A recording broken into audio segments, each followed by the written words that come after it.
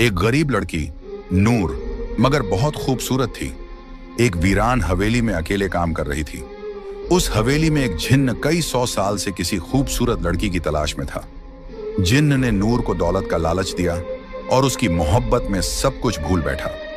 जो उसने उस मासूम लड़की के साथ किया, उसे देखकर आपकी रूह कांप जाएगी। ये कहानी है नूराबाद के एक पुराने मिट्टी के घर में रहने वाली नूर की जिंदगी किसी परी जैसी नहीं थी। उसके चेहरे पर मासूमियत और आंखों में रोशनी तो थी, लेकिन हालात ने उसकी मुस्कुराहट चुरा ली थी। उसका हर दिन एक जद्दोजहद था। बीमार माँ की देखभाल, खाली बर्तन, टूटी हुई छत और दिल में पलती उम्मीद की लौ।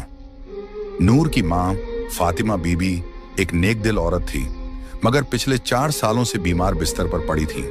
शरीर जर्जर, दवा के पैसे नहीं और कोई करीबी रिश्तेदार पास भी नहीं आता था। घर के खर्च का कोई जरिया नहीं था।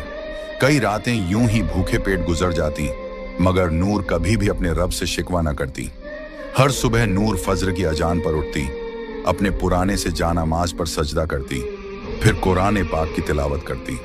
उसकी दुआओं में एक ही इल्तिजा होती, या अल्लाह मेरी माँ को शिफा दे और हमें हलाल रोजी का जरिया अता फरमा। गांव में बहुत से लोगों ने उसे बुरे रास्तों की सलाह दी।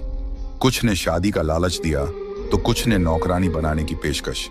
बट नूर हर बार सिर्फ एक जवाब देती, मेरे रब ने जो लिखा है वही बेहतर है, मैं अपना सब्र नहीं बेच सकती।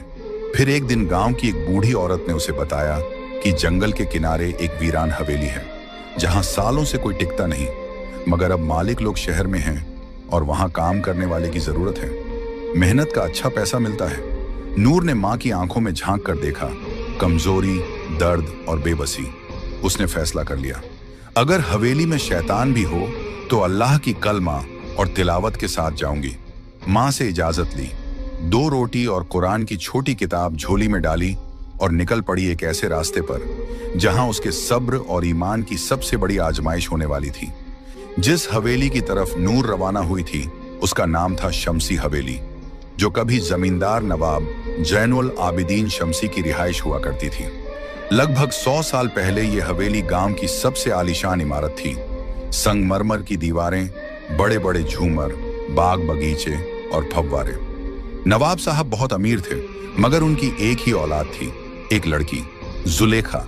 कहते हैं कि जुलेखा बेमिसाल हुस्न वाली मगर बहुत घमंडी थी। एक दिन उसकी शादी एक शरीफ मगर गरीब लड़के से तय हुई, जिसे वो पसंद नहीं करती थी। उसी रात जुलेखा ने खुद को हवेली के सबसे ऊपरी कमरे में बंद कर लिया और सुबह उसकी लाश झूमर से लटकी हुई मिली।